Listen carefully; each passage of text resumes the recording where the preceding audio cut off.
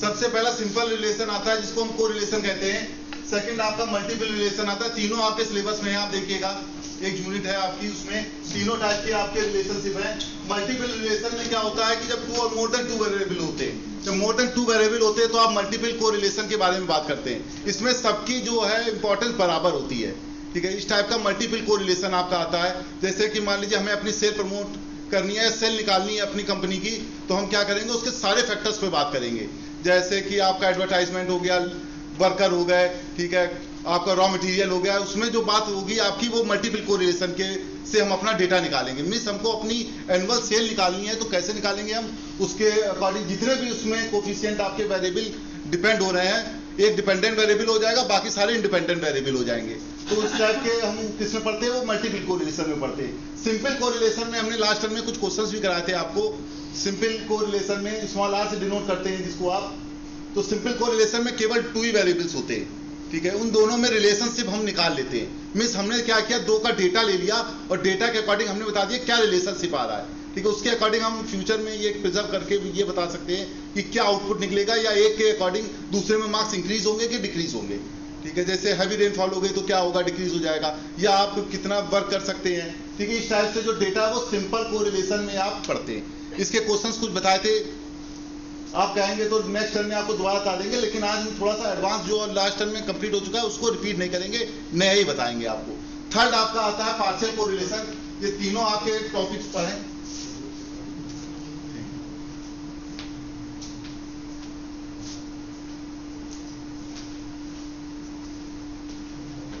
Third आपका partial correlation है, ये भी आपके सब्जेक्ट में है, टॉपिक्स में है। पार्शियल कोरिलेशन ये बताता है कि आपका 2 के बीच में रिलेशनशिप बतानी है, लेकिन बाकी सारे को आप क्या करेंगे, बहुत माइन्यूट चेंज देखेंगे। इस टाइप का जैसे more than 2 variables but correlation studies for only 2 variables.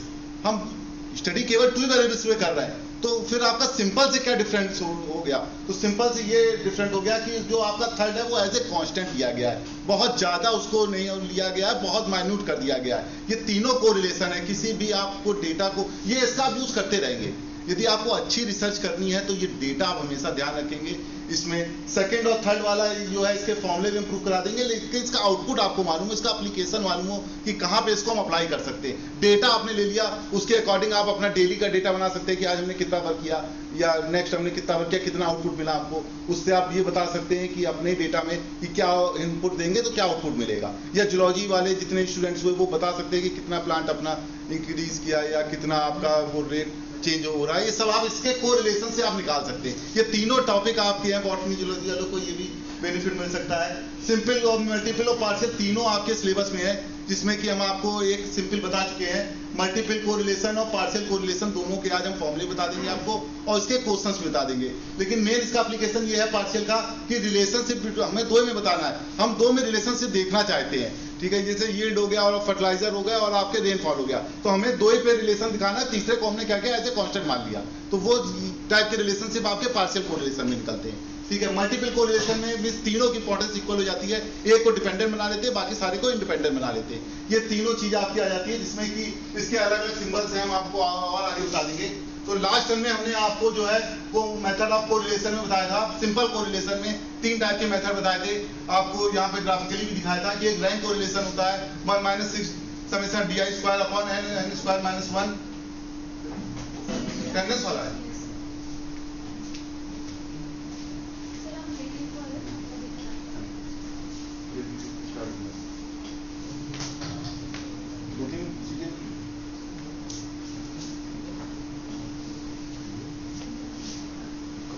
तो ये आपका 3 टाइप से आप निकालते हैं, जिसमें कि सबसे पहला Karl Pearson coefficient of correlation है, जिसमें मार्क्स के अकॉर्डिंग आप निकालते हैं। सेकंड आप रैंक के अकॉर्डिंग निकाल सकते हैं कि पूरे डेटा को हमने रैंक में कन्वर्ट कर दिया और रैंक से हमने कोरिलेशन निकाल लिया 2 डेटा में।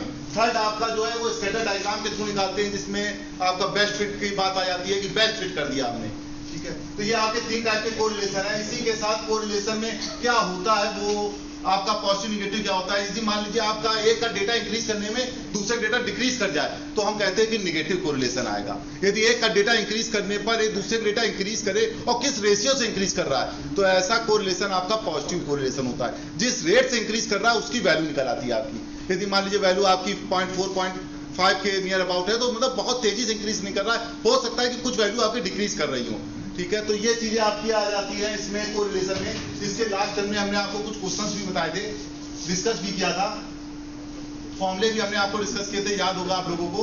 उसके बाद आपके जो है वो और टीचर्स ने बताया होगा। ये अब दोबारा डिस्कस नहीं कर रहा है, ये कभी मान लीजिए रिपीट करने का टाइम मिल गया तो आपको बता देंगे।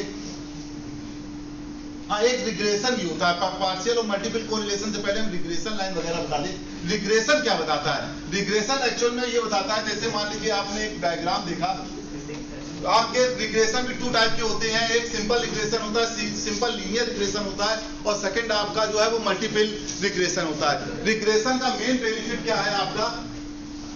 लाइन ऑफ रिग्रेशन आप कहते हैं, जैसे मान लीजिए आप 2 वेरिएबल्स पे बात कर रहे हैं, एक एक्स है एक वाई है, और डेटा आपका जो है इस टाइप से निकाल दिया आपने जाके डेटा अपना कलेक्ट कर दिया 2 वेरिएबल्स के बीच में, ठीक है। ये डेटा आ गया तो हम क्या करेंगे, इसमें एक लाइन फिट कर देंगे। वो क्या हो जाएगी, y equal to alpha naught plus alpha 1 x। ये आपका क्या आएगा, स्लोप आ जाएगा लाइन का। ये आपका एक कांस्टेंट वैल्यू आ जाएगी, y equal to mx plus c, कभी किसी ने सुना होगा, इस टाइप की इक्वेशन आ जाएगी। एक ये क्या बताएगा, ये बताएगा आपको बेस्ट फिट, ठीक है। एक ऐसा डेटा जो, एक ऐसी लाइन जो पूरे डेटा को रिप्रेजेंट कर रही है। अब जैसे कोई भी आप, हो सकता है कि वो बहुत से मैक्सिमम पॉइंट से पास हो रही हो सकता है किसी एक पॉइंट से भी पास ना हो रही हो, लेकिन वो बेस्ट फिट होगी। एक ऐसी पॉलिसी जो सबसे बेस्ट पॉलिसी होगी किस डेटा में, जो डेटा आपने यहाँ पर कैलकुलेट किया है, जो भी वैल्यू आपकी यहाँ पर आई है, उस डेटा के अकॉर्डिंग हमने एक बेस्ट लीनियर एक आपकी रिग्रेशन लाइन ड्रॉ कर दी, जो हमको क्या बताएगा, बेस्ट रिजल्ट देगा। इससे बेनिफिट क्या होगा? इससे बेनिफिट ये होगा कि हम एक वैल्यू से दूसरे की वैल्यू फाइंड आउट कर सकते हैं। यदि हमें y on x regression line निकालनी है, आप जब रिग्रेशन लाइन पढ़ेंगे, रिग्रेशन सबसे इंपॉर्टेंट टॉपिक है। सभी आप कोई भी ब्रांच में देखते हैं, जब आपकी स्टैटिस्टिक्स की बात आती है तो लाइन ऑफ रिग्रेशन की बात आती है, या मशीन लर्निंग की बात करते हैं, जितने भी कंप्यूटर वाले होंगे सब मशीन लर्निंग बात करते हैं, वो भी रिग्रेशन ही की बात करते हैं, या फिजिक्स में इंटरपोलेशन वाली बात करते हैं कि कहाँ तक ये लाइन चली जाएगी। ये भी आपका क्या है, जो रिग्रेशन से ही आपका जनरेट होता है। तो रिग्रेशन में ये बताते हैं कि आप, वो तो आप ये बता देंगे हॉरिजॉन्टली देख रहे हैं कि वर्टिकली देख रहे हैं, वो तो आपका y on x, x on y होता है मेन। लेकिन मेन जो बेनिफिट है वो ये है कि x की वैल्यू से हम y की वैल्यू निकाल सकते हैं, ठीक है। हमें मान लीजिए x की वैल्यू मालूम है और हमको y की वैल्यू फाइंड आउट करनी है, तो हम क्या करेंगे, हम इसमें लाइन ऑफ रिग्रेशन की हेल्प से x की वैल्यू यहाँ पुट कर देंगे, तो y की वैल्यू आपको यहाँ से फाइंड आउट हो जाएगी। मीन्स एक वैल्यू पुट करके ये दूसरी वैल्यू को यहाँ पर फाइंड आउट कर सकते हैं, ठीक है। इसके और भी फॉर्मूले होते हैं, एक हम दूसरा फॉर्मूला आपको मैथमेटिकली आगे दिखाएंगे, लेकिन लीनियर रिग्रेशन यही बताता है, एक ऐसी वैल्यू जो पूरे डेटा को रिप्रेजेंट करती है, ठीक है। सेकंड आपकी x ऑन y होता है, जैसे आप ये पढ़ सकते हैं, x equal to alpha naught plus alpha 1 y। Means y की वैल्यू आपको गिवन है और आपको x की वैल्यू निकालनी है। आप अपने अकॉर्डिंग कर लेंगे कि एक अननोन वेरिएबल है आपका, उससे आपको नॉन वेरिएबल निकालना है, मतलब एक आपको y की वैल्यू गिवन है और x की वैल्यू आपको निकालनी है, तो आप क्या करेंगे, x ऑन y निकालेंगे। हॉरिजॉन्टल और वर्टिकल देखते हैं आप लोग, तो ये आपका जो है वो रिग्रेशन बताता है, लाइन ऑफ रिग्रेशन की वैल्यू इससे यही निकालते हैं। तो ये लाइन ऑफ रिग्रेशन के कुछ क्वेश्चन भी चलते हैं, इसमें हमने लिख दिया है रिग्रेशन क्या होता है। उसमें दोनों टाइप के रिग्रेशन आ जाते हैं, एक आपका simple regression, simple linear regression होता है, सेकंड आपका मल्टीपल रिग्रेशन होता है। मल्टीपल रिग्रेशन में एक डिपेंडेंट वेरिएबल होता है और इंडिपेंडेंट वेरिएबल जो है वो मोर देन 1 हो जाते हैं, 2 3 4 इस टाइप से। तो उसमें भी आप यदि सबकी वैल्यू मालूम है तो आप उसको डिपेंडेंट वेरिएबल निकाल सकते हैं। दैट मीन्स आपको अपनी सेल निकालनी है ईयरली या इंक्रीज करनी है सेल, तो आप सेल कैसे निकालेंगे सेल, तो उसके लिए आप क्या करेंगे कि आप सारे डेटा को जो है वो कलेक्ट करेंगे, ठीक है। उसमें मीन्स वर्कर्स कितने हैं आपकी कंपनी में, क्या रॉ मटेरियल आ रहा है आपकी कंपनी में, तो ये सब चीज़ों को आप कलेक्ट करके आप जो है वो डिपेंडेंट वेरिएबल की वैल्यू वहाँ से फाइंड आउट कर सकते हैं, ठीक है। तो ये आपका रिग्रेशन से ये आपकी हेल्प मिल जाती है। उसमें सबसे पहले आपका लीनियर रिग्रेशन आता है, लाइन ऑफ रिग्रेशन जिसको कहते हैं आप लोग। सेकंड आपका मल्टीपल रिग्रेशन आता है, means y equal to a b1 x1 plus b2 x2 plus dot dot dot करते चले आएंगे आप लोग, ठीक है। उससे क्या x1 x2 की वैल्यू से आप क्या y की वैल्यू यहाँ पर फाइंड आउट कर लेंगे। तो उसके लिए सबसे पहले हम ये सोच रहे हैं कि आपको मल्टीपल इंटीग्रल बता दें और पार्शियल कोरिलेशन बता दें, उसके बाद लाइन ऑफ रिग्रेशन की बात आपसे डिस्कस करें। ये हमने कुछ इसके एग्जांपल भी लिखे हैं रिग्रेशन के, लेकिन उसके पहले हम आपको जो है वो पार्शियल और मल्टीपल कोरिलेशन के बारे में बताएंगे। पार्शियल कोरिलेशन जिसमें हमने आपको बताया कि पार्शियल कोरिलेशन क्या है, फर्स्ट ऑर्डर कोरिलेशन कहा जाता है जिसमें मोर देन 2 के ऊपर आप बात करते हैं, लेकिन हमको जो कोरिलेशन है वो 2 वेरिएबल्स के बीच में फाइंड आउट करना है। थर्ड वाले को हम एज ए कांस्टेंट या पार्सली उसका इफेक्ट मान लेंगे। तो उसके लिए हमारा क्या फॉर्मूला है, फॉर्मूले के ऊपर जब आप आ जाते हैं, बहुत कंट्रोल कर दिया उसके इफेक्ट को हमने, उससे वैल्यू क्या है उसका फॉर्मूला ये आपका आ जाता है, दिया होगा नीचे, ये स्मॉल पर लिखते हैं R1 2 3 सफिक्स में आएगा, 1 2 पहले है, 1 2 के बीच में रिलेशन बताना है, और थर्ड वाले को हमने एज ए कंट्रोल कर लिया उसके इफेक्ट को। ठीक है, मीन्स जैसे फर्टिलाइजर और रेनफॉल पे आपको रिलेशन बताना है, तो उसके लिए आपने क्या किया, थर्ड वाले को कंट्रोल कर लिया। ठीक है, फॉर एग्जांपल अब इस टाइप से समझ सकते हैं, या फर्स्ट सेकंड का बता रहे हैं, जैसे इसमें थर्ड को हमने क्या किया, कंट्रोल कर लिया। तो तीनों टाइप के बता सकते हैं, तीनों के लिए फॉर्मूले आपके इसमें गिवन है। मैथमेटिकल की जब आप बात करते हैं तो फॉर्मूले की बात करते हैं। मैथमेटिक्स में क्या है कि आप फॉर्मूले के अकॉर्डिंग सारी वैल्यू को, जो भी जिस फील्ड पे आप काम कर रहे हैं उसको सबको मैथमेटिक्स पे आपने कन्वर्ट कर लिया, उसके बाद मैथमेटिकल फॉर्मूले से आपने इसको फाइंड आउट कर लिया। ठीक है, इससे आप निकाल सकते हैं। इसमें क्या आपका दिया क्या है कि partial correlation between 1 to 2 and third का जो है डेटा हमने क्या किया, इफेक्ट को कंट्रोल कर लिया। तो इस टाइप का क्या पार्शियल कोरिलेशन आता है। पार्शियल कोरिलेशन हमेशा -1 to +1 ही वेरी करता है, जैसे कि आपका कोरिलेशन वेरी करता है, लेकिन मल्टीपल कोरिलेशन जो है वो 0 से 1 के बीच में आपका लाई करता है। तो मल्टीपल कोरिलेशन थोड़ा सा अलग हो जाता है। उसके पहले हम आपको पार्शियल कोरिलेशन के बारे में बता दे रहे हैं। Partial correlation between 1 and 2 and third को जो है एज ए कांस्टेंट ट्रीट कर रहे हैं आप, या उसके इफेक्ट को बहुत कंट्रोल कर दिया आपने, उसमें ज्यादा रिलेशन नहीं बता रहे हैं, लेकिन उसको आपको काउंट रखना पड़ेगा। ऐसा नहीं कि उनको निगलेक्ट ही कर देंगे, थोड़ा सा इफेक्ट डाल रहा है आपके कोरिलेशन में। इसी टाइप से आप फर्स्ट थर्ड निकाल सकते हैं। जब मैथमेटिक्स की बात आती है तो आप जब फर्स्ट सेकंड निकालें तो फर्स्ट थर्ड भी निकाल सकते हैं। ठीक है, तो इस टाइप से हमने क्या किया, फर्स्ट थर्ड सेकंड को कंट्रोल कर लिया, उससे भी हम वैल्यू निकाल सकते हैं कि इफेक्ट को हम देखना चाहते हैं। एक चीज पर हम यदि चेंज करेंगे तो क्या इफेक्ट आएगा, उसको हम काउंट करना चाहते हैं, तो पार्शियल कोरिलेशन की बात करते हैं। ठीक है, तो ये आपका आ गया फर्स्ट थर्ड के कोरिलेशन में, जो और सेकंड को हमने क्या कंट्रोल कर दिया। इसी टाइप से थर्ड सेकंड के भी कर सकते हैं। ठीक है, 3 2 का भी कर सकते हैं। उसका फॉर्मूला ये क्या है, ये आपका सिंपल कोरिलेशन है, जिसका हमने फॉर्मूला लिखा था आपको, covariance of x and y upon under root variance of x into variance of y, या standard deviation of x into standard deviation of y करके एक फॉर्मूला आपको लिखाया था, जिसके हमने 2-3 मेथड आपको बताए थे। उस वही चीज है आपकी simple correlation, simple correlation between 1 and 2, simple correlation between 1 and 3। ठीक है, तो इस टाइप से आप निकाल सकते हैं। तो इसमें जो हमने एग्जांपल लिया उसमें डायरेक्ट वैल्यू दे दी है, बहुत बड़ा एग्जांपल नहीं किया है कि छोटे से जल्दी से हम आपको सॉल्व करके दिखा पाए। तो हमने क्या किया है, जो एग्जांपल इसका लिया है उसमें ऑलरेडी वैल्यू गिवन है, आप डेटा के अकॉर्डिंग भी निकाल सकते हैं। जैसे कि लास्ट टर्म में हमने आपको बताया था कि डेटा पे भी आप वर्क कर सकते हैं। उसके हमने 7-8 क्वेश्चन भी बताए थे आपको कि डेटा दिया है आप, या अपने खुद से जाके सर्वे करें और खुद से जाके डेटा कलेक्ट करें, और डेटा के अकॉर्डिंग आप जो है उसको कलेक्ट करके जो भी वैल्यू आ रही है उससे कोरिलेशन निकालें। ठीक है, कोरिलेशन निकाल के फिर आप उसको जो है यहाँ पे वैल्यू को पुट करके फाइंड आउट करें आंसर। लेकिन अब इतना ज्यादा नहीं बता रहे, अभी हमने क्या किया, डायरेक्ट कोरिलेशन दे दिया है, उसके अकॉर्डिंग आप इसमें वैल्यू पुट करके यहाँ पर फाइंड आउट कर सकते हैं। जब फॉर्मूला आता है मैथ्स में तो 1-2 क्वेश्चन जरूरी होते हैं उसमें, 1-2 क्वेश्चन उसमें जरूर डिस्कस हो जाए, जिससे कि पूरा कॉन्सेप्ट क्लियर होता है।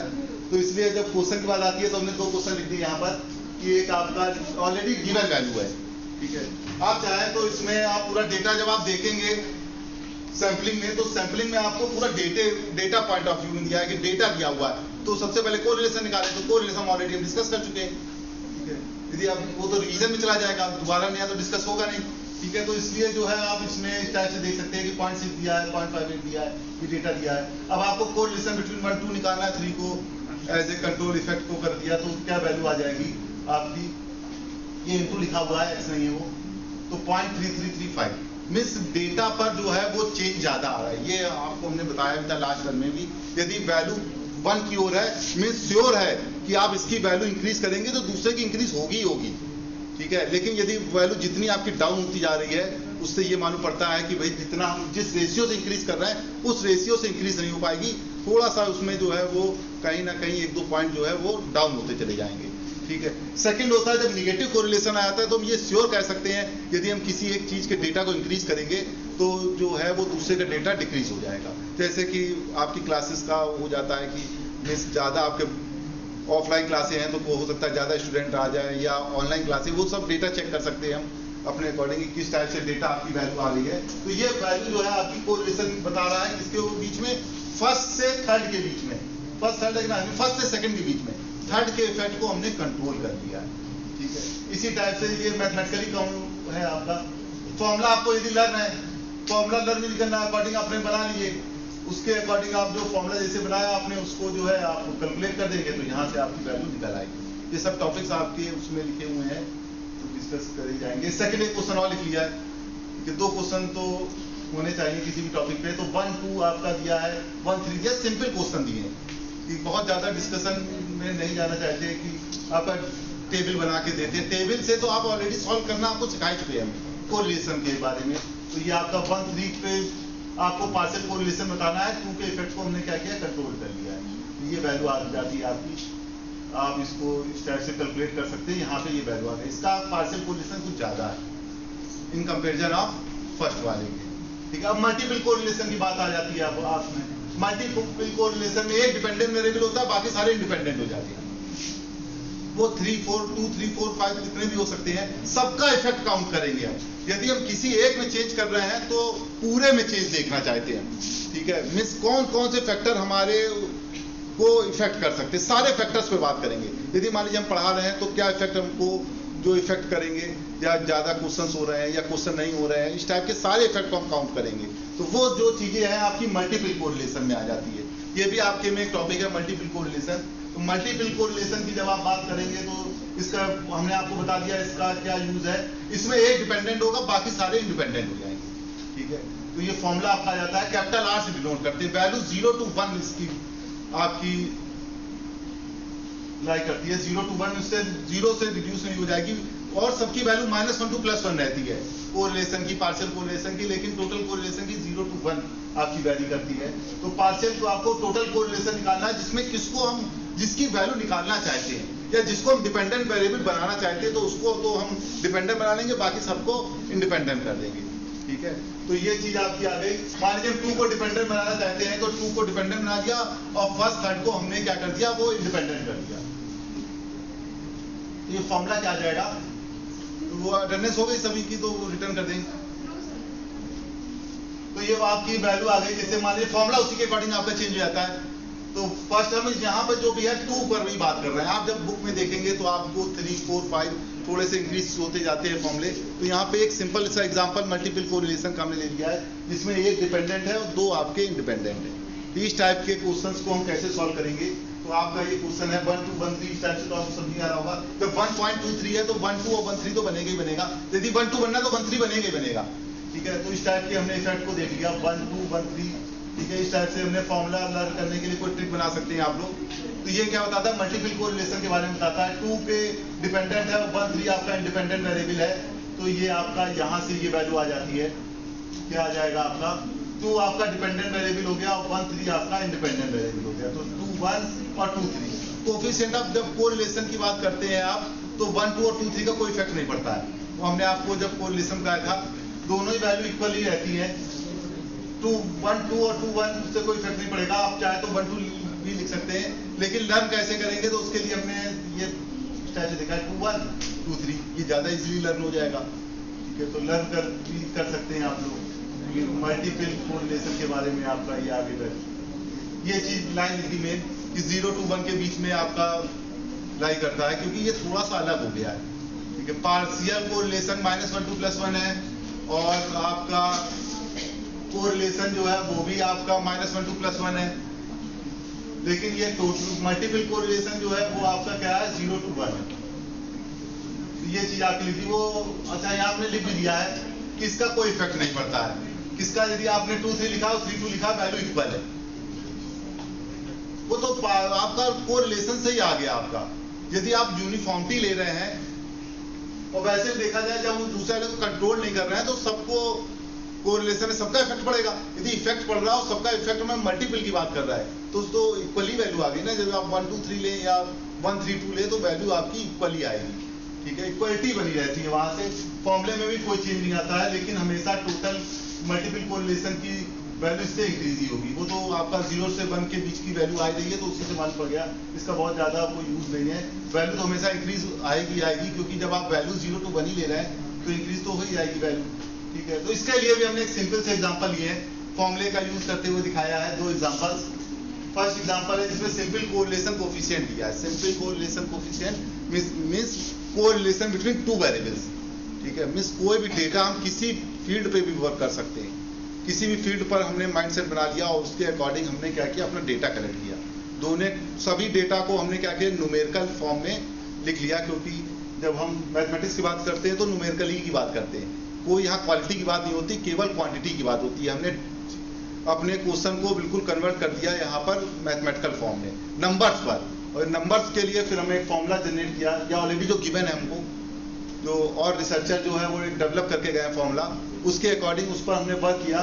तो हम क्या निकालना चाहते हैं, यदि हम केवल और केवल को रिलेशन की बात करते हैं तो दो वेरिएबल्स के बीच में रिलेशन निकाल सकते हैं, लेकिन जब उसको बहुत ज़्यादा हम यूज़ करते हैं तो हम पार्शियल कोरिलेशन, मल्टीपल कोरिलेशन, जिस फील्ड में ज़्यादा वर्क होता है उसमें ज़्यादा आउटपुट निकलता है, ठीक है। जिसके ज़्यादा इसमें यूज़ होता है तो उसमें ऑलरेडी जो है आप मालूम है कि रिसर्च भी ज़्यादा होती है, तो रिसर्च ज़्यादा होती है तो सारे चीज़ फैक्टर देखे जाते हैं कि मान लीजिए 1 का 2 के बीच में कोरिलेशन क्या है, 1 का 10 के बीच में कोरिलेशन क्या है, ठीक है, या सबका एक साथ इफेक्ट क्या आ जाएगा।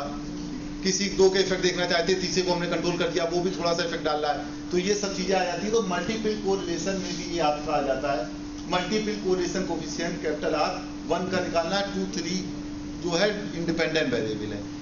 अब इस क्वेश्चन के लिए हमने क्या किया है कि इसमें जो है आपका कोरिलेशन की वैल्यू ऑलरेडी गिवन कर दी है, बहुत ज़्यादा डीप पे नहीं गए हैं। वैसे तो इसमें जो क्वेश्चन है वो आपका डेटा के अकॉर्डिंग होना चाहिए कि एक का डेटा गिवन है और दूसरे का डेटा गिवन है और तीसरे का डेटा गिवन है, क्योंकि जब आप फील्ड पे वर्क करेंगे तो आपको डेटा दिया जाएगा, वैल्यू थोड़ी दी जाएगी, वैल्यू तो हमको खुद कैलकुलेट करनी पड़ेगी, तो लेंदी आपका प्रोसेस हो जाएगा। सबसे पहले आप इसकी फर्स्ट और सेकंड के बीच में क्या कोरिलेशन है वो फाइंड आउट करेंगे, उसके लिए डिफरेंट आपके पास क्वेश्चंस है। फिर आप सेकंड, फर्स्ट और थर्ड के बीच में क्या कोरिलेशन है उसको फाइंड आउट करेंगे। थर्ड आप उसके बाद 2 और 3 के बीच में क्या कोरिलेशन है उसको फाइंड आउट करेंगे। फिर पूरे वाले को कोरिलेशन देखेंगे, या मल्टीपल देखना चाहते हैं मल्टीपल देखेंगे, हम पार्शियल देखना चाहते हैं तो पार्शियल देखेंगे, लेकिन हमें जो मेन वर्क करना है वो करना है कोरिलेशन में, ठीक है, कोफिशिएंट ऑफ कोरिलेशन में। तो हमने क्या किया, ये आपका मल्टीपल कोरिलेशन का वैल्यू फाइंड आउट करनी है, तो फॉर्मूले के अकॉर्डिंग हमने यहाँ पर इसकी वैल्यू फाइंड आउट, फॉर्मूला ये है, फॉर्मूला लिख दिया हमने, ऑलरेडी हम पहले भी लिख के आए हैं आपके लिए, आप इसको देख सकते हैं। फॉर्मूले के अकॉर्डिंग वही है, वहीं से लिखा है हमने, उसको फिर उसके बाद वैल्यू कैलकुलेट कर दी। ये x नहीं है, ये इंटू प्लस साइन है, तो ये इंटू के वैल्यू हमने यहाँ पे लिख दी है, जो भी वैल्यू आए इसको हमने कैलकुलेट कर दिया, अंडर रूल ले लिया, दोनों साइड अंडर रूल लगाया तो वैल्यू है ऑलरेडी आपकी 0 to 1 ही वैरी करेगी, और ये सही भी दिया हुआ है, फॉर्मूले के अकॉर्डिंग भी सही है। इसको आप डबल चेक कर सकते हैं कि 0 to 1 ही क्यों वैल्यू आ रही है, माइनस क्यों नहीं गई, जबकि आपकी पार्शियल कोरिलेशन तो 0 -1 to +1 चलता है, ठीक है, तो वो नहीं है, वो ठीक आ गया, ये वैल्यू आपकी आ गई। अब एक क्वेश्चन और बनता है, जब एक फॉर्मूले पे 2 क्वेश्चन, तो एक टॉपिक पे 2 क्वेश्चन, तो मैथ्स यदि फॉर्मूला यदि हमने डिस्कस किया है तो 2 क्वेश्चन तो जरूर बताते हैं। तो 2 क्वेश्चन, सेकंड क्वेश्चन ये आ गया आपका 1 2 दिया या 2 1 दिया, उसका कोई इफेक्ट नहीं पड़ेगा, बस आपको इसलिए हमने यहाँ पे 2 1 लिख दिया है क्योंकि आपको उसमें करेक्शन ना लगे, ठीक है, थोड़ा सा बेसिक में आप ध्यान रहे। तो ये यहाँ पर हमने 2 1 3 लिख दिया, ये वैल्यू आ गई आपकी, इसके अकॉर्डिंग हमने इसको यहाँ पर कैलकुलेट किया, तो 2 1 की वैल्यू ये गिवन है, 2 3 की वैल्यू यहाँ पे 0.85 गिवन है, 1 3 की वैल्यू आपकी 0.75 गिवन है, ये आप लोग इस टाइप से लिख सकते हैं। यहाँ स्क्वायर कर लेंगे, स्क्वायर करके आप इसको यहाँ पे कैलकुलेट कर सकते हैं, देख लीजिए। इसमें किसी को डाउट हो तो पूछ लेने, तो फिर हम लाइन ऑफ रिग्रेशन आपको बता देंगे। स्लाइड शेयर कर देंगे, स्लाइड शेयर कर देंगे हम आपको, पिछली बार नहीं कर पाए थे लेकिन इस बार हम जरूर कर देंगे। रहता है कि हाँ, थोड़ा सा आइडिया हो जाता है कि क्या चीजें हमने पढ़ी थी, क्या चीज डिस्कस हुई थी, बस। तो ये आपका यहाँ पे वैल्यू आ जाती है, इसको कैलकुलेट कर लेंगे। इसके बाद आपका आता है line of regression. Line of regression को बताने के पहले हमने इसीलिए बता दिया आपको कि ये 2 टॉपिक आपके ना छूट जाए, जो इंपॉर्टेंट टॉपिक है, जो आपके इफेक्ट को बताते हैं। सेकंड आपका इसमें आता है लाइन ऑफ रिग्रेशन के बारे में, जिसका हमने बेसिक आपको बता दिया।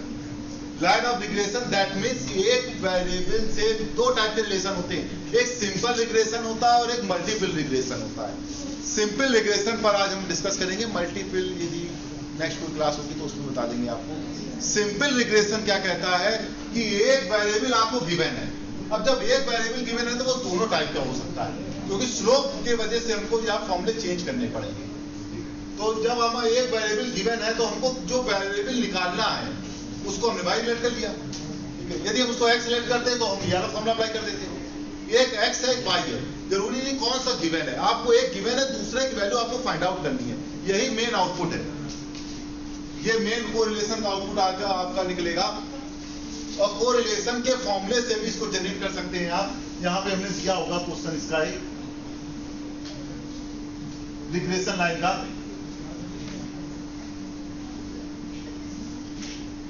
इसके हमने लाइव एग्जांपल भी दिए हैं। एक डेटा दिया हुआ है, उसके अकॉर्डिंग हम प्राइस बता सकते हैं, तो डिस्कस करेंगे। रिसर्च में भी आप ले सकते हैं डेटा।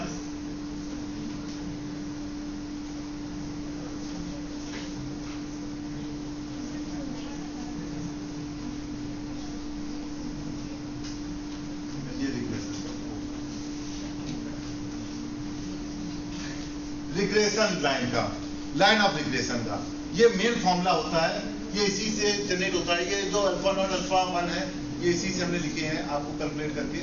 ये हमने आपको एप्लीकेशन पार्ट के थ्रू बता दिया कि क्या इसका एप्लीकेशन, मेन इसका एक ही एप्लीकेशन है। यदि आपने मान लीजिए कोई डेटा कोरिलेशन निकाल लिया है और उस कोरिलेशन के अकॉर्डिंग आपने बता दिया है कि हमारे दो वेरिएबल्स हैं, उसमें क्या कोरिलेशन है, तो फ्यूचर में हम यदि डेटा को किसी को कैलकुलेट करते हैं या हमें किसी का रिजल्ट बताना है, किसी एक के मार्क्स के अकॉर्डिंग दूसरे के मार्क्स बता सकते हैं। यदि हमारा डेटा सही से कैलकुलेट किया गया है तो हम क्या करेंगे, लाइन ऑफ रिग्रेशन की हेल्प से डेटा बनाएंगे। वो x गिवन है, x गिवन है, वो y की वैल्यू निकालनी है, तो हम क्या करेंगे, x की वैल्यू से y ऑन x निकाल लेंगे।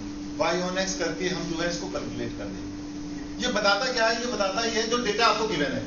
अब इसमें कोई भी आप लाइन फिट कर सकते हैं, जरूरी नहीं लीनियर ही रिग्रेशन निकालें। आप अपने में जो है वो पैराबोलिक रिग्रेशन निकाल सकते हैं, एक्सपोनेंशियल रिग्रेशन निकाल सकते हैं, उसको कर्व ऑफ रिग्रेशन कहते हैं, ठीक है। मीन्स एक आपने डेटा बताया कि पहले हमने अपने डेटा को इंक्रीज किया, बहुत हार्ड पढ़ा दिया, फिर हमने सिंपल कर दिया। ये भी हमारी पॉलिसी हो सकती है। एक ऐसी भी पॉलिसी हो सकती है कि हम एक लीनियर टाइप का पढ़ाते चले आ रहे हैं, बहुत सिंपल तरीके से एक स्ट्रेट फॉरवर्ड लाइन बता रहे हैं हम आपको, या फिर हम आपको लीनियर रिग्रेशन बता रहे हैं, इंक्रीज ही करता जा रहा है। लीनियर रिग्रेशन क्या बताता है कि जैसे कि क्लास बढ़ती जा रही है, थोड़ा थोड़ा जो है वो सिंपल सेटअप की ओर चलते चले जा रहे हैं, ठीक है।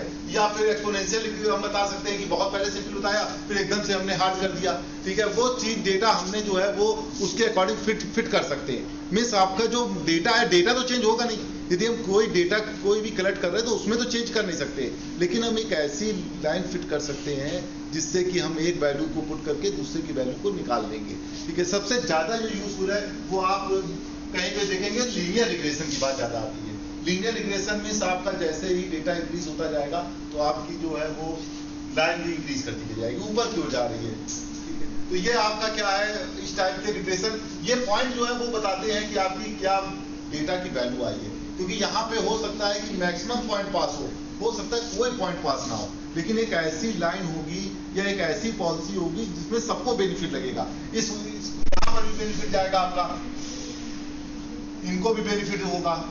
ऐसा नहीं कि इनको ऐसा लगेगा कि बहुत ज्यादा ऊपर से जा रहा है, ठीक है। इनको ऐसा भी नहीं लगेगा कि बहुत ज्यादा लो उसमें बढ़ा रहे हैं, सर कि बिल्कुल बहुत ही ज्यादा लो है, ऐसा भी लगेगा कि बहुत हाई। हम बहुत ज्यादा आपको मान लो डीप में पढ़ा रहे हैं तो आपके लिए उतना बेनिफिट नहीं है। आपके लिए बेनिफिट क्या है, जो आपके रिसर्च में काम आए। मीन्स ऐसी हम चीजें नहीं बताएंगे लाइन ऑफ रिग्रेशन में, या हम जो आपको पार्शियल कोरिलेशन बता रहे हैं तो बहुत ज्यादा हम आपको डीप में ले जा रहे हैं, जबकि आपके लिए ज्यादा यूजफुल क्या है, वो रिसर्च में जो आप जिससे आउटपुट निकाल सके, जिसका आप ज्यादा यूज कर सके, तो ये चीजें आपकी आएंगी। तो उसके लिए जो है उसी पॉलिसी के अकॉर्डिंग हम आपको डिस्कस करेंगे। इससे क्या एक माइंड सेट बन जाता है कि किस लेवल में हमें क्या पढ़ाना है, या किसी का पर्टिकुलर मैथ्स ब्रांच ही है, तो मैथ्स ब्रांच में है तो हम उनको एकदम इनिशियल लेवल बता देंगे कि हाँ ये लाइन ऑफ रिग्रेशन होता है, इसमें और डीपली में चले जाएंगे, ठीक है। यदि हम सभी के स्टूडेंट्स को पढ़ा रहे हैं, हर ब्रांच के स्टूडेंट्स को देख रहे हैं, या हम ग्रेजुएशन के स्टूडेंट्स को देख रहे हैं, तो उसी के अकॉर्डिंग हम अपनी पॉलिसी पर वर्क करेंगे, ठीक। उससे क्या होता है, हमें एक अच्छा आउटपुट निकालेंगे तभी जब हमारे रिजल्ट बेस्ट आएंगे, जिसका ज्यादा यूज होगा, तभी तो एक बेस्ट रिजल्ट निकलेंगे। तो उसके लिए हम किस टाइप की पॉलिसी अडॉप्ट कर रहे हैं उस पर ये बात आ जाती है, ठीक है। तो ये चीजें आपकी आ जाती है, ये ज्यादा आउटपुट आप उसको देते हैं, ये आपका रिलेशनशिप में ज्यादा आउटपुट आता है। इसमें देखिए तो दो मेन ज्यादा आउटपुट आते हैं, एक सैम्पलिंग का बहुत ज्यादा आउटपुट आता है कि सैंपल्स कैसे आपने कलेक्ट किए। स्टार्टिंग फर्स्ट डे से आपको सैम्पलिंग पर ही ज्यादा जोर दिया जाएगा। जब भी आप रिसर्च में जाएंगे कि कैसे आपके कौन से पेपर पब्लिश हो रहे हैं, किस जर्नल्स पे हो रहा है, किस टॉपिक पे ज्यादा इस समय वर्क चल रहा है, क्योंकि उसी के ऊपर ज्यादा पब्लिश पब्लिकेशन होगा। मान लीजिए आप एक बहुत ओल्ड टॉपिक पे भी काम कर रहे हैं तो आपका पब्लिकेशन नहीं छाप पाएगा, आपके पेपर भी पब्लिश नहीं होंगे। एक आप न्यू टॉपिक पे काम कर रहे हैं तो हो सकता है थोड़ा वर्क कर लें, आपको बहुत अच्छा आउटपुट मिल जाए। ठीक है, तो ये सब चीजें देखी जाती हैं। तो रिग्रेशन के लिए आपका रिग्रेशन कोएफिशिएंट आ जाता है, जिसको हम ये अलग मानते हैं। हम कैसे इसको निकालेंगे? तो ये स्टैंडर्ड डेविएशन है आपका एक्स का, ये स्टैंडर्ड डेविएशन वाई का है। आपने पढ़ा होगा स्टैंडर्ड डेविएशन के बारे में। डेविएशन बताता है, स्टैंडर्ड डेविएशन क्या बताता है, थोड़ा सा आप देखते नहीं है, जैसे कोई रिजल्ट आया तो एग्जैक्ट पॉइंट नहीं आता है। जैसे आप मान लीजिए बात करते हैं, आपने देखा होगा इस टाइप का एक कर्व आता है आपका, आपने ये पॉइंट बता दिया, आपको बताया गया होगा इसमें यदि आप कितना रेंज ले रहे हैं, रेंज क्या आ रही है आपकी, वो चीज कैसे निकलती है, वो स्टैंडर्ड डेविएशन से निकलती है। क्या डेविएशन हमने लिया आपका इस फील्ड में, कितने परसेंटेज है, आपका क्या कॉन्फिडेंस है आपके रिजल्ट पर, आपके रिजल्ट पर 95% कॉन्फिडेंस है। ठीक है, इस टाइप से क्या एक रेंज आती है, वो कैसे निकलती है, स्टैंडर्ड डेविएशन से। तो वो स्टैंडर्ड डेविएशन है आपका। डेविएशन क्या है आपका? ठीक है, तो ये आपका ये फॉर्मूला है। आर क्या है? कोएफिशिएंट ऑफ कोरिलेशन है, जो हम आपको ऑलरेडी डिस्कस कर चुके हैं। और ये एक्स डैश और वाई डैश क्या मीन है, मीन ऑफ एक्स है, मीन ऑफ वाई है आपका। ठीक है, इससे हम क्या अगर रिग्रेशन निकालेंगे, इससे हमें आउटपुट क्या मिलेगा, इससे हमें ये मिलेगा कि हम एक्स की वैल्यू निकाल सकते हैं। ये एक्स ऑन वाई है। ठीक है, एक्स ऑन वाई देखिए लिखा हुआ X over X, X over Y. ठीक है, ये क्या है कि हम वाई की वैल्यू आपको गिवन होगी तो हम एक्स की वैल्यू यहां से फाइंड आउट कर सकते हैं। यदि यही क्वेश्चन में आपका वाई ओवर एक्स होता तो हम क्या कर सकते थे, एक्स की वैल्यू आपको गिवन होती, वाई की वैल्यू हम यहां से फाइंड आउट कर सकते थे। इसका मीन्स हम वही फॉर्मूला अप्लाई करेंगे जिसकी वैल्यू गिवन है, उसको हम हमेशा ओवर में रखेंगे या ऑन में रखेंगे, उसी के ऊपर डिपेंड कराएंगे जो जिसकी वैल्यू निकालनी है उसके अकॉर्डिंग। ठीक है, तो दोनों की वैल्यू अलग आती है और दोनों में बहुत अंतर आ जाता है, बहुत ज्यादा यदि डिफरेंस आ जाता है लाइंस में तो आप ये कहते हैं कि बहुत कम कोरिलेशन है। ठीक है, तो वो चीजें और बहुत डीपली हो जाती है, लेकिन आपको ये मन बता दें कि आपका एक्स की वैल्यू आपको जो है गिवन होगी, वाई की वैल्यू आपको फाइंड आउट करनी है। तो सबसे पहले हमारा काम क्या है, एक लीनियर इक्वेशन बनाना। ठीक है, तो लीनियर इक्वेशन बनाने के लिए ये दो फॉर्मूले चलते हैं, आप कोरिलेशन है, स्टैंडर्ड डेविएशन है, स्टैंडर्ड डेविएशन है और ये मीन वगैरह है। रिग्रेशन कोएफिशिएंट कहते हैं इसको, रिग्रेशन कोएफिशिएंट आप क्या कहेंगे, वाई ओवर एक्स कहेंगे, इसको एक्स ओवर वाई कहेंगे। ठीक है, ये दोनों आपके रिग्रेशन कोएफिशिएंट आ गए। B Y X R sigma Y upon sigma X. ठीक है, sigma Y upon sigma X कहलाता है आपका coefficient of correlation, standard deviation, standard deviation. इसी टाइप से एक्स ओवर वाई आपका आ जाता है। एक्स ओवर वाई क्या होता है आपका, R sigma X upon sigma Y कहते हैं आप। ठीक है, सेट उसके बाद आपका ये कुछ इसकी प्रॉपर्टीज होती हैं। ठीक है, तो एक दो प्रॉपर्टी लिखी है तो आप लोग पढ़ सकते हैं प्रॉपर्टीज की। Geometric mean of coefficient of regression होता है, जब आप फॉर्मूले देखते हैं तो कुछ ना कुछ प्रॉपर्टी जनरेट कर लेते हैं। एज ए रिसर्चर कभी भी आप कोई फॉर्मूले देखेंगे तो उससे भी प्रॉपर्टीज आपकी जनरेट हो जाती हैं। तो आपने ये दो फॉर्मूले देखे coefficient of line of regression के, तो उसके अकॉर्डिंग कोएफिशिएंट ऑफ रिग्रेशन के उसके अकॉर्डिंग कुछ फॉर्मूले बना लिए। जैसे यही फॉर्मूला बना लिया आपने, ये बहुत ज़्यादा यूजफुल फॉर्मूला है। आप बहुत जगह देखेंगे, जब भी रिग्रेशन का आप अपने मोबाइल पे टाइप करेंगे तो ये कुछ प्रॉपर्टीज आपको तुरंत दिख जाएंगी। ये ज़्यादा आउटपुट देती है क्योंकि ज्योमेट्रिक मीन आपका बेसिक होता है। ठीक है, तो ज्योमेट्रिक मीन से आप लाइन ऑफ रिग्रेशन लाइन बना सकते हैं। P Y X into P X Y आपकी वैल्यू आ जाती है। अब इसको कैलकुलेट कर लिया तो इससे आपकी वैल्यू क्या आ गई, आर की वैल्यू निकल है, इक्वल टू आर के बराबर आ गया। ये दो और लिख सकते हैं। हाँ, ये क्वेश्चन इस टाइप से हमने ले लिया है कि आप यदि दो इक्वेशन दी है तो आप किसको एक्स ओवर वाई और वाई ओवर एक्स किसको कहेंगे। तो उसके लिए हमने सबसे पहले इसको रैंडमली है, जब हमारे पास कोई क्लियर पिक्चर नहीं तो हमने रैंडमली एक लेट कर ली। तो सबसे पहले हमने एक ऐसी वैल्यू लेट की जो इनकरेक्ट हो जाए, देन उसको करेक्ट करेंगे। ठीक है, उससे थोड़ा ज्यादा समझ में आएगा हमको। तो हमने क्या किया है, दो आपकी डेटा दिया हुआ है और आपको इससे लाइन ऑफ रिग्रेशन ये गिवन है, कोएफिशिएंट ऑफ कोरिलेशन निकालना है।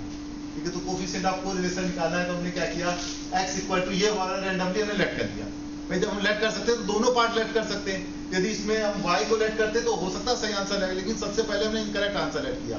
तो इनकरेक्ट में क्या हुआ कि pxy को इसको हमने ये वैल्यू मान ली, क्योंकि इसका मल्टीप्लाई यहाँ पर होगा ना, बाकी और आगे क्या होगा उसको कांस्टेंट में चला जाएगा। हमने आपको बताया ना कि दो कांस्टेंट आते हैं, alpha not alpha one. Alpha one आपका क्या है, वो स्लोप कहलाता है, लेकिन जब आप लाइन ऑफ रिग्रेशन की बात करेंगे तो आपका क्या हो जाएगा, ये bxy हो जाएगा, y के साथ आ जाएगा, क्योंकि हमको क्या इधर साइड दिया हुआ है, x की वैल्यू हमको फाइंड आउट करनी है। तो क्या कहते हैं, x ओवर y कहेंगे हम। तो x ओवर y की वैल्यू क्या हो जाएगी, ये वैल्यू आ गई। ठीक है, उसका बेनिफिट y ओवर x की वैल्यू ये आपकी कही जाएगी। ठीक है, इन दोनों का आपने मल्टीप्लाई कर दिया, क्योंकि आप एक फॉर्मूला निकाल के आए हैं ज्योमेट्रिक मीन वाला, उससे हमको बेनिफिट क्या हो, उससे हमें ये मालूम पड़ जाएगा सही लाइन ऑफ रिग्रेशन कौन सा है। सिंपल जब क्वेश्चन आते हैं तो इस टाइप के भी क्वेश्चन आ जाते हैं कि सही लाइन ऑफ रिग्रेशन कौन सा है। देखिए ये वैल्यू क्या हो गई, ग्रेटर देन 1 हो गई, और ग्रेटर देन 1 आपका कोफिशिएंट ऑफ कोरिलेशन नहीं हो सकता है, क्योंकि कोफिशिएंट ऑफ कोरिलेशन आप ऑलरेडी कह के आए कि -1 to +1 ही आपका वेरी करेगा। तो उसके अकॉर्डिंग हमने बता दिया कि इसका मतलब ये केस ही पॉसिबल नहीं है। फिर हमने सही से आपका टेस्ट कर लिया, क्योंकि जब दोनों रैंडम केस हैं तो जरूरी नहीं है कि सही टेस्ट करें। चांसेस आपका 50% का ही है, प्रोबेबिलिटी यहाँ पे कहती है कि 50% चांस है कि आप सही से सिलेक्ट करो, लेकिन हमने आपको जो दिखाया वो गलत से दिखाया, फिर हमने क्या किया उसको कन्वर्ट कर लिया। तो वही जो लाइन ऑफ रिग्रेशन है आपका एकदम एक्चुअल आ जाएगा। तो आपकी जो वैल्यू है वो 2/9 आ गई, यहाँ से यहाँ 2/3 आ गया। तो ये आपका क्या है, ये सही है। इससे आपको ये क्लियर हो गया कि ये बताता है कि आपका x ओवर y और y ओवर x आप रैंडमली लेट नहीं कर सकते। दोनों वैल्यू एक माइंड में एक ऐसा आइडिया आता है कि क्यों हमने अलग अलग किया, इससे क्या हमको y की वैल्यू गिवन थी, x की वैल्यू नहीं निकाल सकते थे क्या। तो ये चीज यहाँ पे ये आपको इससे क्लियर हो रहा होगा कि यदि यहाँ पे y की वैल्यू गिवन है तो x की वैल्यू इस फॉर्मूले से नहीं निकालेंगे आप, क्योंकि स्लोप वगैरह चेंज हो जाएंगे, कांस्टेंट वगैरह चेंज हो जाएंगे। तो आप x ओवर y और y ओवर x दोनों अलग अलग वैल्यू है, ठीक है। तो कभी भी आप देखते हैं रिग्रेशन लाइन में दोनों अलग अलग, उसका भी थोड़ा ये होता है कि आप हॉरिजॉन्टली देख रहे हैं या वर्टिकली देख रहे हैं आपका रिग्रेशन, ठीक है। क्योंकि ये आपका आ गया ना, दो टाइप की डेटा आ सकते हैं। आप ये ऐसे देखेंगे, ये x ओवर y और y ओवर x का डेटा आता है। जब आप बहुत ज्यादा डीप देखते हैं तो ये y ओवर x कहा जाता है आपका, ये x ओवर y कहा जाता है। किस टाइप से हम क्लस्टरिंग देख रहे हैं, क्योंकि हमारे डेटा में कुछ ना कुछ तो आपका इफेक्ट है ही ना। देखिए आपका वैल्यू यहाँ पे आई है, इसको आपने निगलेक्ट कर दिया एकदम, लाइन तो आप कितनी दूर से जा रही है। एक वो ऐसा स्टूडेंट बैठा है जिसको ऑलरेडी ये सब पढ़ा हुआ है, फिर भी वो पढ़ रहा है, लेकिन उसको कुछ ना कुछ नया मालूम पड़ना चाहिए। ऐसा नहीं है कि वो 1.5 घंटा उसने दे दिया तो उसको ये भी ना लगे कि हमको कुछ समझ में नहीं आया, कि यार सर ने बहुत ही सिंपल बता दिया, ये तो हम ऑलरेडी 5 बार पढ़ के आए थे, हम 10 बार पढ़ा के आए थे। तो इसके लिए हमने बताया कि थोड़ा सा एक ऐसी पॉलिसी, कुछ नयापन आपको जरूर पढ़ाया जाएगा। और ऐसा भी नहीं है कि जिसने बिल्कुल भी नहीं पढ़ा हो तो उसको ये भी ना लगे कि पता नहीं क्या पढ़ा दिया, कि ऊपर हाई लेवल में चला गया, तो वो चीजें आपकी ध्यान नहीं जाती। और रिसर्च में क्या होता है कि रिसर्च में आप डेटा के अकॉर्डिंग उसमें वर्क भी कर सकते हैं, कि जो चीज आपको पढ़ाई गई है उसमें आप कैसे वर्क करते हैं, ठीक है। एक अच्छा इफेक्टिव आपका रिसर्च पब्लिकेशन या आउटपुट कब आएगा, जब आपने एक ऐसी अच्छी सैम्पलिंग की हो, ठीक है। फिर आपका जो है वो डेटा मैनिपुलेट नहीं हो पाएगा। आप ये नहीं कह सकते कि हमारा डेटा मैनिपुलेट है, ठीक है। तो ये सब चीजें आपकी आ जाती हैं। तो कोफिशिएंट ऑफ कोरिलेशन के बारे में आप कहते हैं 2/3 वैल्यू आपकी आ गई यहाँ पर।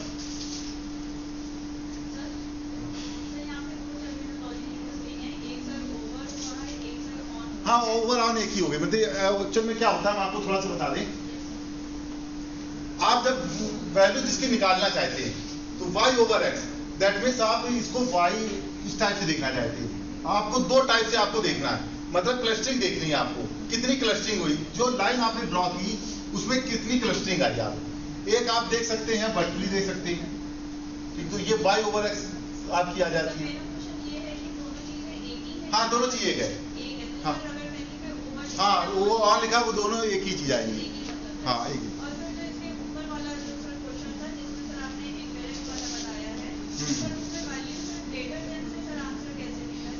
हाँ, बता दे भाई।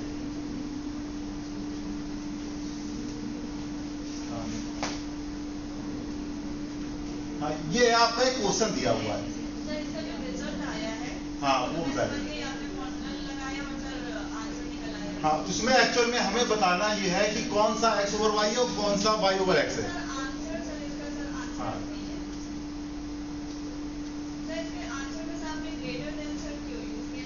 नहीं, एक्चुअल में हमने ये बताया कि आपकी दो इक्वेशन दी है। हमने कहा कि एक x ओवर y और एक y ओवर x है, ठीक है। अब इसमें आप कौन सी कहेंगे कि x ओवर y और कौन सी y ओवर x है।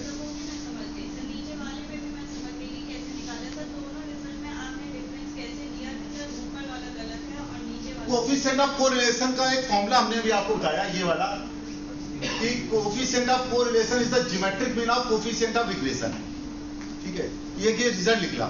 और कोफिशिएंट ऑफ कोरिलेशन रिग्रेशन क्या होते हैं, y ऑन x या y ओवर x, आप कह सकते हैं b by x r sigma y upon sigma x, ये वैल्यू हो गई। b x y मींस ये क्या x ओवर y है या x ऑन y है, ठीक है। तो x ओवर y क्या कहते हैं, अब r sigma x upon sigma y हो गया आपका, ठीक है। ये दो रिजल्ट आपने यहाँ पर निकाल लिए। अब इसके बाद जब आपने इनका ज्योमेट्रिक मीन लिया, ज्योमेट्रिक मीन लेकर इसका आपने अंडर रूट किया, ठीक 2 का आपका है तो ज्योमेट्रिक मीन आपका अंडर रूट भी चला जाएगा।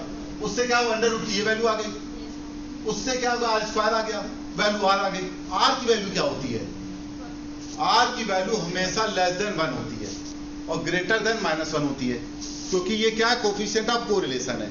कोफिशिएंट ऑफ कोरिलेशन के बारे में हम स्टार्टिंग से बता के आए हैं कि coefficient of correlation lies between -1 to +1, ठीक है, क्योंकि एक रेशियो है, मीन्स क्या रिलेशनशिप आ रहा है दो वेरिएबल्स पे, दो डेटा पर, किसी दो डेटा पे हम क्या रिलेशनशिप निकाल सकते हैं। क्या एक डेटा को इंक्रीज करने में दूसरा इंक्रीज कर रहा है, या एक को इंक्रीज करने में दूसरा डिक्रीज कर रहा है। यदि डिक्रीज कर रहा है तो निगेटिव है, और यदि इंक्रीज कर रहा है तो पॉजिटिव है। पॉजिटिव है तो कितने %, 1 से ऊपर नहीं, क्योंकि हम रेशियो पे निकाल रहे हैं 1 के अकॉर्डिंग। यदि बहुत ज्यादा इंक्रीज कर रहा है, ऑलरेडी इंक्रीज करेगा ही करेगा, तो 0.91 के नियर अबाउट आ जाएगा। थोड़ा इंक्रीज करेगा मीन्स कुछ डेटा इंक्रीज कर रहे हैं, कुछ डिक्रीज कर रहे हैं, ठीक है, तो उसमें क्या होगा कि आपका 0.56, वो तो अकॉर्डिंग डेटा आप मैथमेटिकली उसको सॉल्व कर लेंगे। लेकिन एक बात हम ये यहाँ पे क्लियर कर समझ में आ गई कि कोफिशिएंट ऑफ कोरिलेशन, ये वाली वैल्यू, ये हमेशा क्या होती है, under root coefficient of regression के मल्टीप्लिकेशन के इक्वल होती है।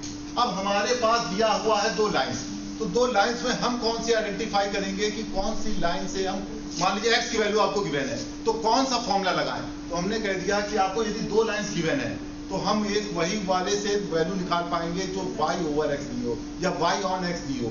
तो यदि हम y/x का फॉर्मूला लगाएंगे तो यही वही चीज हम बता रहे थे कि आप इस फॉर्मूले को देख के ये भी कह सकते हैं, यदि मान लीजिए मैथमेटिक्स की बात करते हैं तो आप ये कह सकते हैं कि यदि y की वैल्यू गिवन है तो इस फॉर्मूले से हम x की वैल्यू निकाल सकते हैं। लेकिन लाइन ऑफ रिग्रेशन क्योंकि सैम्पलिंग एक्चुअलिटी पे चलती है आपकी, तो इसलिए हमने ये कहा कि जब इसकी बात करेंगे तो आप यहाँ पे क्वेश्चन चेंज कर देंगे। x/y के लिए जो है वो ये अलग कांस्टेंट है, यहाँ कांस्टेंट थोड़ा सा हम चेंज कर दें, उससे थोड़ा सा आपको ज्यादा अच्छे समझ में आ जाएगा। या 2 कर दें या 3 कर दें, उससे यह है कि ये डिफरेंट इसके वैल्यूज आएंगी। तो यहाँ पे यदि हमें y की वैल्यू गिवन है तो x की वैल्यू निकालनी है, तो हम ये वाला फॉर्मूला अप्लाई करेंगे, ये वाला फॉर्मूला नहीं अप्लाई करेंगे। अब मान लीजिए फॉर्मूला हमारा ऐसा दिया हुआ है, 2 क्वेश्चन दे दिए गए, हमने कह दिया कि लाइन ऑफ रिग्रेशन जो है वो ये दोनों गिवन है, तो आप कैसे आइडेंटिफाई करेंगे कि कौन सी x/y है और कौन सी y/x है। तो उसके लिए हमारे पास क्या है, ज्योमेट्रिक मीन वाला यूजफुल रहेगा। ज्योमेट्रिक मीन से हम बता सकते हैं कि इन दोनों का यदि कोफिशिएंट हम निकाल लें और कोफिशिएंट का मल्टीप्लिकेशन का अंडर रूट यदि लेस देन 1 है तो हमारा जो है वो सही आएगा, ठीक है। यदि हम इसको रॉन्ग लेट करते हैं, इसका मतलब वैल्यू हमारी ग्रेटर देन 1 हो जाएगी, ठीक है। एक ये भी इसमें प्रॉपर्टी है कि एक वैल्यू ग्रेटर देन 1 होती है, दूसरी लेस देन 1 होती है। यदि गलत काउंट हो जाएगा तो वैल्यू ऑलरेडी ग्रेटर देन 1 ही आएगी, ठीक है। तो कोई भी क्वेश्चन ले ले, यदि मान लीजिए आप इसको लेट करना चाहते हैं तो कौन सा लेट कर लें। सबसे पहले हमने इसमें इस टाइप से लेट किया, रैंडमली लेट कर लेंगे, हो सकता है सही हो जाए लेकिन ये हो सकता है गलत भी हो जाए, तो हमने पहले रॉन्ग वाला ही लेट किया, ठीक है। तो ऑलरेडी हमने क्या किया, जो 2x = -9y + 6 = 0 दिया है, हम चाहते हैं तो यदि 9y = इधर ले आते हैं RHS में तो सही वैल्यू लेट होती, लेकिन हमने क्या किया, x की वैल्यू को लेट किया। तो x की वैल्यू को लेट किया तो = 9/2 y - 3 आ गया।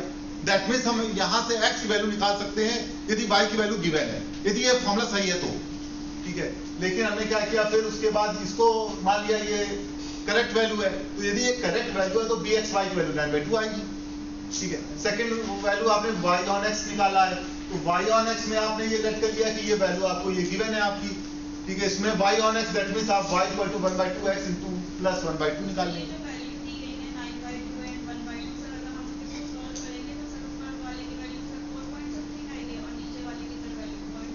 हाँ, ये जो भी वैल्यू आएगी ये कोफिशिएंट ऑफ रिग्रेशन की वैल्यू हो जाएगी, इसका अंडर रूट ले लेंगे यहाँ पर। अब इसकी वैल्यू देखेंगे तो 1 से लेस आनी चाहिए थी, लेकिन ये वैल्यू क्या आ रही है, ये ग्रेटर देन 1 आ रही है, तो इसका मतलब ये केस जो है हमारा पॉसिबल ही नहीं है। तो हम क्या करेंगे, इसका अपोजिट केस लेट करेंगे, ठीक है। तो अपोजिट केस लेट करेंगे तो ये सही होगा, लेकिन इसको हम चेक भी कर सकते हैं। चेक करने के लिए हमने क्या किया कि bxy को ये वैल्यू लेट कर ली, उससे हमें थोड़ा सा ये पिक्चर क्लियर हो जाती है कि यदि x/y y/x दोनों डिफरेंट है, ये दोनों एक नहीं है। होता क्या है, जब आप ज्योमेट्री की बात करते हैं तो इसकी वैल्यू आप निकाल रहे हैं, उसके अकॉर्डिंग आप देखते हैं, ठीक है। क्योंकि हमें डेटा में एक्चुअलिटी देखनी है कि हम फ्यूचर में मान लीजिए आपकी y की वैल्यू गिवन है तो आप x की वैल्यू निकाल पाए। डेटा कैसा भी हो सकता है, आगे कुछ एग्जांपल हमने दिए हैं इसीलिए कि आपको समझ में आ पाए कहाँ पे इंप्लीमेंट कर सकते हैं, या आप अपना नेट पे भी देख सकते हैं कहाँ पे हमें इंप्लीमेंट हो सकता है जिससे हम फ्यूचर में इसका आउटपुट ले पाए। तो तो ये आप इस टाइप से आपने यदि ये सही वैल्यू है तो ऑलरेडी आपकी करेक्ट वैल्यू आएगी। ये देख लीजिए एक सेम क्वेश्चन में हमने दिखा दिया। ये दूसरा इसी के लिए मेरा मोटिव था दिखाने का कि आपको ये मालूम पड़ जाए कि ये वैल्यू जो है वो उसी डेटा से करेक्ट आएगी। अब इससे आप ये बता सकते हैं कि यदि आपकी x की वैल्यू गिवन है तो ये अलग फॉर्मूला लगाएंगे, ये अलग क्वेश्चन आप कंसीडर करेंगे। यदि आपकी y की वैल्यू गिवन है तो आप ये वाली वैल्यू आप कंसीडर करेंगे। ठीक है, इससे हम ये बता सकते हैं कि कौन सी वैल्यू हमको कंसीडर करनी है।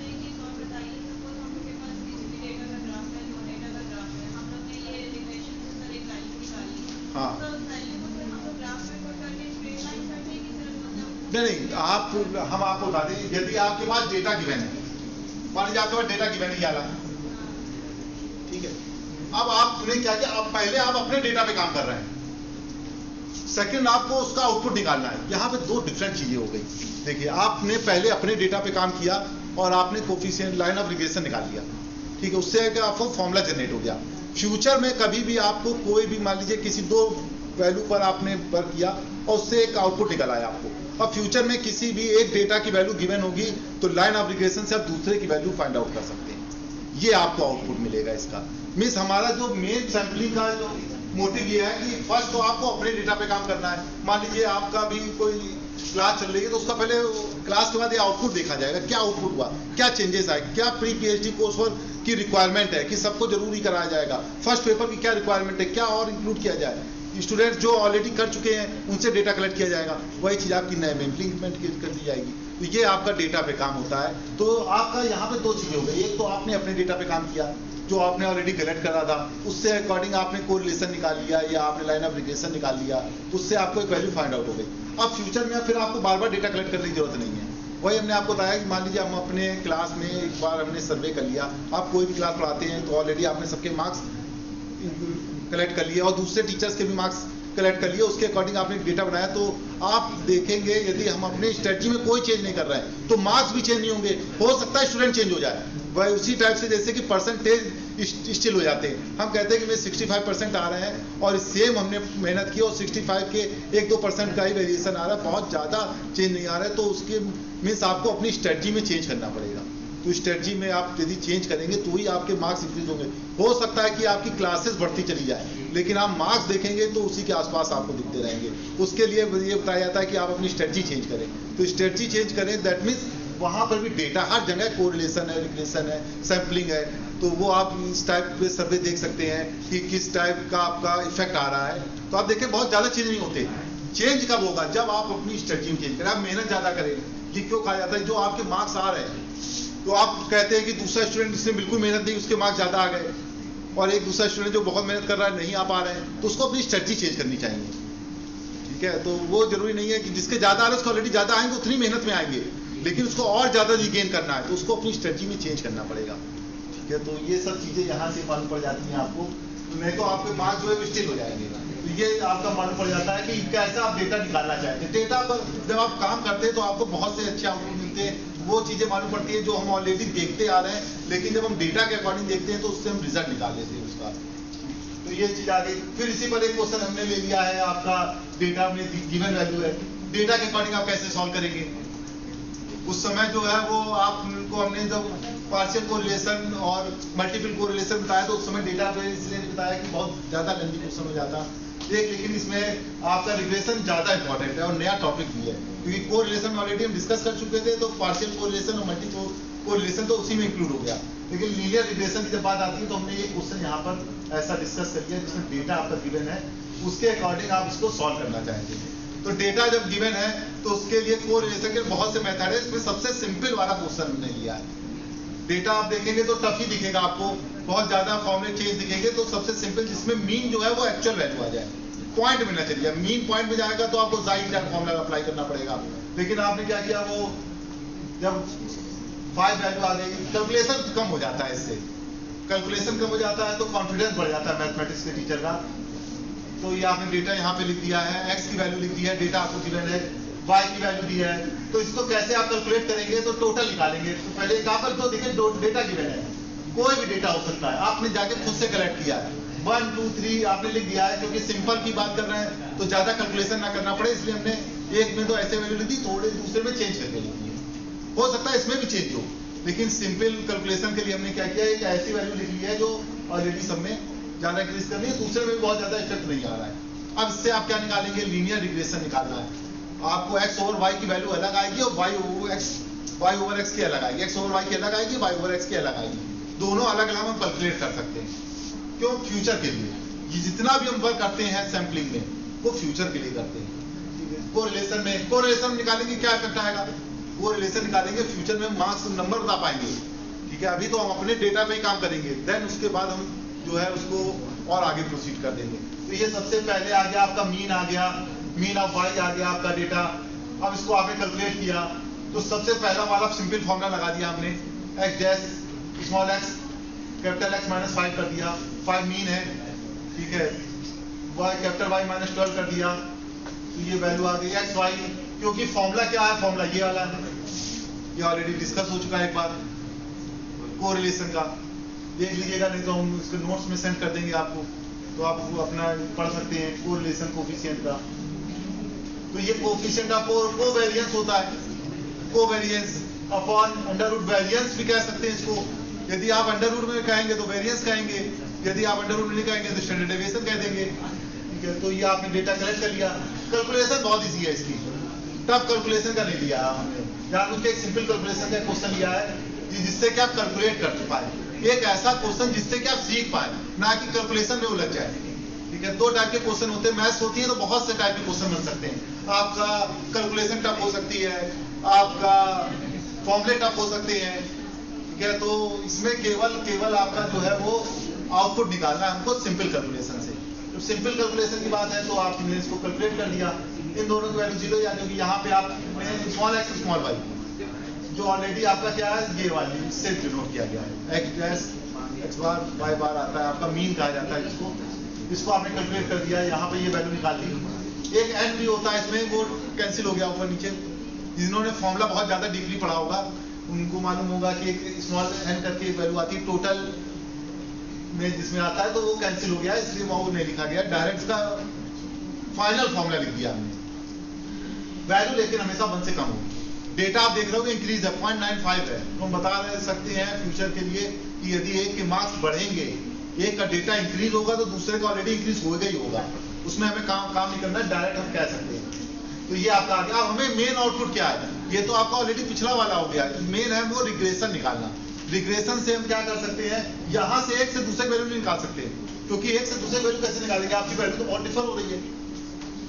तो सबसे पहले आपने क्या किया, y ऑन x निकाला या y ओवर x, थोड़ा सा फॉरेन राइटर्स ने y ओवर x कर दिया है। तो ये आपने इससे क्या मालूम पड़ जाएगा, x की वैल्यू आपको गिवन है तो y की वैल्यू निकाल सकते हैं, बस इतना ही आउटपुट है इसका। इंप्लीमेंट तो बहुत जगह कर सकते हैं, लेकिन मेन आउटपुट क्या है कि x की वैल्यू गिवन है तो y की वैल्यू हम यहाँ से फाइंड आउट कर सकते हैं। फ्यूचर में कभी भी आप एक के मार्क्स बता दीजिए, हम आपके दूसरे मार्क्स बता देंगे। यदि हमने डेटा सही से कैलकुलेट किया है तो आप एक अपने मार्क्स बता दें तो हम दूसरे मार्क्स आपके क्या आएंगे, वो ऑलरेडी आपने पेपर में नहीं दिया होगा तो भी हम आपको बता देंगे स्टैटिस्टिक्स के से कि क्या मार्क्स आपके आ रहे हैं। सेम स्ट्रेटजी से आप यदि पढ़ेंगे तो ये बात ध्यान रखें, स्ट्रेटजी चेंज ना हो, स्ट्रेटजी चेंज करके आप इंक्रीज भी कर सकते हैं और डिक्रीज भी कर सकते हैं, लेकिन यदि सेम स्ट्रेटजी है तो आपके मार्क्स में कोई चेंज नहीं दिखेगा। y ओवर x हो गया आपका, इस टाइप से आपने यहाँ पे कैलकुलेट कर दिया, आपकी ये वैल्यू आ गई।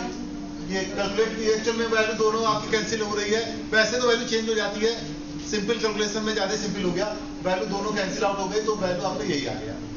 ठीक है, वो इसका मीन्स आपका y ओवर x भी यही आ जाएगा, लेकिन ये सब में नहीं होता है। एक क्वेश्चन और हमको इसमें डिस्कस करना पड़ेगा जिसमें कि ये वैल्यू चेंज होती है, क्योंकि यहाँ पर जो है वो ज्यादा सिंपल हो गया, दोनों वैल्यू सेम है तो कैंसिल आउट हो गई, तो आपका regression coefficient x over y और y ओवर x की वैल्यू सेम आ जाएगी। तो इसका बहुत ज्यादा नहीं सीखने मिला आपको, दोनों वैल्यू सेम आ रही है, बल्कि कोएफिशिएंट ऑफ कोरिलेशन की भी वैल्यू यही आ रही है। तो इतना तो ज्यादा नहीं मिला सीखने के, लेकिन थोड़ा बहुत सीख सकते हैं इससे कि कैसे वैल्यू आप इंप्लीमेंट करते हैं। तो ये आपने वैल्यू यहाँ पे इंप्लीमेंट कर दी, उससे आपका क्या आ गया, ये वैल्यू आ गई y ओवर x की, ये वैल्यू आ गई x ओवर y की। एक क्वेश्चन और जिसमें कि हो सकता है कि वैल्यू आपकी चेंज हो जाती है, इसके बाद आप हमसे कोई इसमें क्वेश्चन तो पूछ लीजिएगा ताकि टाइम भी हो रहा है आपका। तो ये आपका आ जाता है x ऑन y और y ऑन x। इसमें क्या है कि y की वैल्यू गिवन है, x की वैल्यू निकालनी है आपको, सेकंड आपकी x की वैल्यू गिवन है, y की वैल्यू आपको फाइंड आउट करनी है। तो ये आपका जो है छोटा सा क्वेश्चन इसमें भी आपका मीन जो है वो पूरी वैल्यू आ रही है 6 और 8, लेकिन आपका यहाँ पे वैल्यू चेंज हो रही है, x ओवर y और y ओवर x आपका चेंज हो जाएगा, इसलिए इफेक्ट ये पड़ेगा। कैलकुलेट कर लिया आपने, कैलकुलेशन में किसी को कोई प्रॉब्लम है तो बता दे। मैथमेटिक्स की बात आती है तो कैलकुलेशन की बात आती है, तो मैथमेटिक्स के अकॉर्डिंग हमने इसको कैलकुलेट कर दिया, कैपिटल x माइनस 6 हो गया, कैपिटल y माइनस 8 हो गया। आपने ऑलरेडी वैल्यू को जो है वो फाइंड आउट कर लिया। एक्स वाई को covariance summation of X Y में कोवेरियंस आ जाता है, ये आपका जो है वो स्टैंडर्ड डेविएशन जनरेट करता है। तो फॉर्मूला इंप्लीमेंट कर दिया आपने।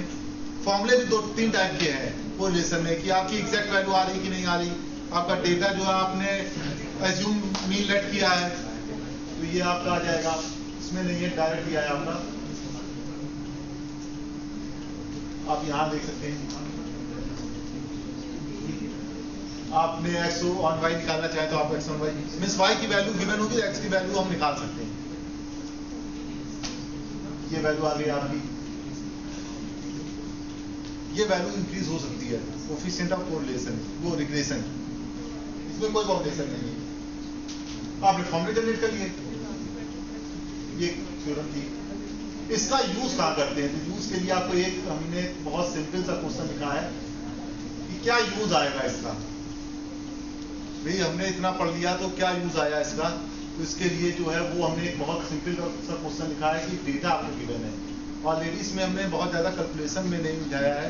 आपका मीन और स्टैंडर्ड डेविएशन गिवन है और आप इससे जो है वो निकाल सकते हैं प्रोडक्शन ऑफ राइस रेनफॉल के अकॉर्डिंग, कि किस के अकॉर्डिंग हम बता सकते हैं कि कितना रेन आपका होगा, क्या प्रोडक्शन हमारा होगा। रेट इंक्रीज और डिक्रीज हो जाते हैं। आप देखते हैं गवर्नमेंट का सर्वे आया, उन्होंने कह दिया कि इस बार ज़्यादा रेन होगा, तो आप देखते हैं कि मार्केट के प्राइस डिक्रीज हो गए। कैसे वो कैलकुलेट करके, ऑलरेडी इनके पास कैलकुलेटेड डेटा है, उसके अकॉर्डिंग आप बता सकते हैं। तो ये आपका दिया हुआ है क्वेश्चन, ये सिंपल डेटा है जिससे कि आप इसको आप कैलकुलेट कर सकते हैं रिग्रेशन की हेल्प से, ठीक है। तो ये इसका एक आउटपुट भी हो, आप मान सकते हैं कि ये इसका आउटपुट निकलता है। एक्स डैश मीन दिया है तो एक्स डैश और वाई डैश दिया, एक आप कैलकुलेट कर लें। ये हमेशा ध्यान रखिएगा, जिसकी वैल्यू गिवन है वो आप ओवर में या ऑन में मानेंगे, और जिसकी वैल्यू आपको निकालनी है वो आप मेन में लेंगे, ठीक है। जैसे एक्स ओवर वाई, मतलब एक्स की वैल्यू आपको फाइंड करनी है और आपको गिवन किसकी वैल्यू है, वाई की वैल्यू गिवन है, तो आप इसके अकॉर्डिंग अपना लेट कर लेंगे। जो भी लेट करेंगे तो उसके अकॉर्डिंग दूसरा निकाल लेंगे आप। तो ये आपका क्वेश्चन दिया हुआ है, कोफिशिएंट ऑफ कोरिलेशन दिया, कोरिलेशन में कोई इफेक्ट नहीं पड़ेगा, X over Y, Y over X का कोई इफेक्ट नहीं होता, ठीक है। ये आप डेटा से आप जो है यहाँ पे फाइंड आउट कर सकते हैं, फाइंड कर सकते हैं कितना आपका प्रोडक्शन होगा। आपने क्या किया, एक वैल्यू के अकॉर्डिंग दूसरे की वैल्यू आपने यहाँ से निकाल ली। कब, जब आपने ऑलरेडी डेटा कलेक्ट कर चुके थे। ये तो उसी टाइम पर बात होगी जब ऑलरेडी आप मीन निकाल चुके हैं, स्टैंडर्ड डेविएशन निकाल चुके हैं, सेकंड का मीन निकाल चुके हैं, स्टैंडर्ड डेविएशन निकाल चुके हैं। तो इसके अकॉर्डिंग आप एक ऑलरेडी वर्क कर चुके हैं, तो उसके बाद फ्यूचर में आपको ज्यादा वर्क करने की जरूरत नहीं है। उसी को आप क्या करेंगे, कैलकुलेट करते चले जाएंगे और आपका जो है वैल्यू आपकी यहाँ से फाइंड आउट हो जाएगी। तो एक सिंपल सा एग्जाम्पल लिया हमने यहाँ पर, बस इतना ही है आपका आज। और भी एग्जाम्पल है लेकिन वो बहुत ज्यादा डिस्कस नहीं कर रहे हैं, अपने यहाँ का एक डेटा ले लिया, तो बहुत से डेटा लिए हैं लेकिन आपको एक ही एग्जाम्पल बहुत है। आप इसमें अपने रिसर्च में भी इंप्लीमेंट कर सकते हैं कि ऑलरेडी आप डेटा कैलकुलेट कर लें। तो ये आपके कुछ टॉपिक से नेक्स्ट हुआ तो आपको मल्टीपल रिग्रेशन लाइन वगैरह बता देंगे। बाकी तो आज का, और किसी को कोई क्वेश्चन हो तो डिस्कस कर सकता है। सर इसकी पीडीएफ इसके हम सेंड कर देंगे, पिछले वाली पूरी एक साथ ही भेज देंगे आपको, ठीक है। एक साथ पूरी वो कंबाइन कर देंगे जिसमें कि आपका सैम्पलिंग वगैरह भी है।